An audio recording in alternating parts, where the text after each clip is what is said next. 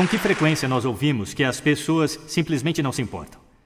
Quantas vezes lhe disseram que mudanças verdadeiras e substanciais não são possíveis, porque a maioria das pessoas é egoísta, muito estúpida ou muito preguiçosa para fazer a diferença em suas comunidades?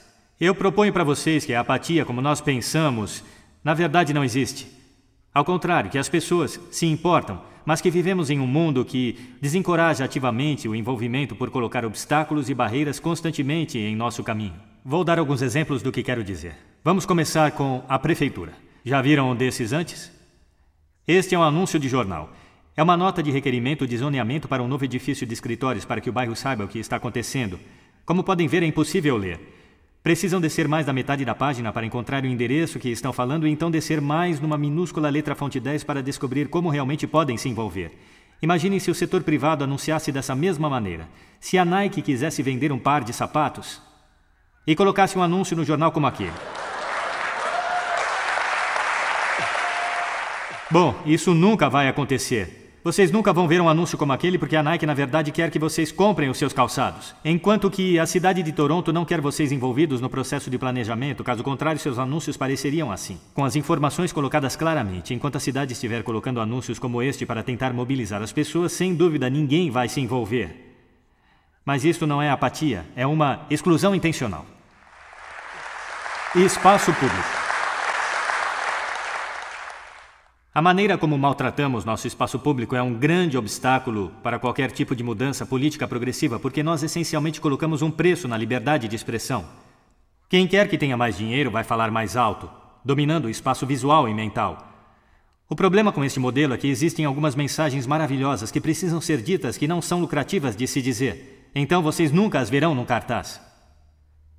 A mídia tem um papel importante no desenvolvimento das nossas relações com as mudanças políticas, principalmente por ignorar políticos e se concentrar em celebridades e escândalos. Mas mesmo quando ela fala sobre questões políticas importantes, ela faz de uma maneira que desencoraja o envolvimento, e eu vou dar um exemplo.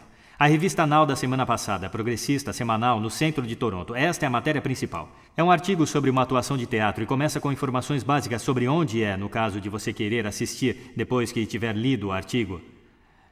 Aonde, o horário, o site da internet, o mesmo com este. É uma resenha de filme, uma resenha de arte, uma resenha de livro, onde é o lançamento, no caso de você querer ir, um restaurante.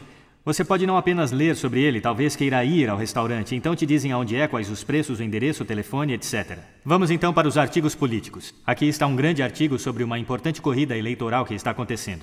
Ele fala sobre os candidatos, muito bem escrito, mas nenhuma informação, nenhum segmento, nenhum site para as campanhas, nenhuma informação sobre quando acontecerão os debates, onde são os diretórios partidários. Aqui temos um outro bom artigo sobre uma nova campanha se opondo à privatização do trânsito, sem nenhuma informação de contato para a campanha. A mensagem parece ser que os leitores estão mais propensos a comer, talvez ler um livro, talvez assistir um filme, mas não se mobilizar em suas comunidades. Vocês podem pensar que isso não tem importância, mas é importante porque ela enfatiza e ela também reforça a perigosa ideia que política é um esporte de espectador. Heróis. Como é que nós vemos a liderança? Olhem esses 10 filmes. O que eles têm em comum? Alguém sabe? Todos têm heróis que foram escolhidos. Alguém vai até eles e diz, você é o escolhido, há uma profecia, você tem que salvar o mundo. Então alguém vai e salva o mundo porque disseram a ele para fazer isso, só com alguns seguidores. E isso me ajuda a entender por que muitas pessoas têm problemas vendo-se como líderes, porque isso transmite mensagens erradas sobre liderança. Um esforço heróico é um esforço coletivo, número 1. Número 2, é imperfeito. Não é muito glamuroso, não começa nem termina subitamente, é um processo contínuo por toda a sua vida, mas o mais importante é voluntário.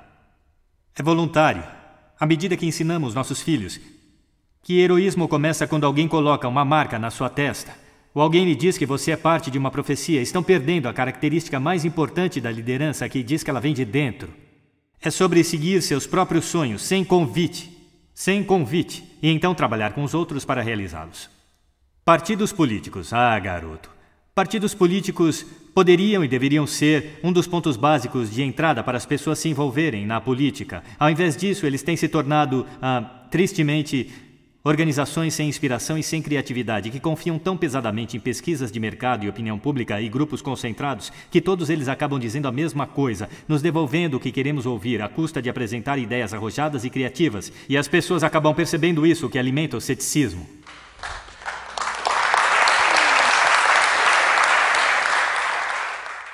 de utilidade pública.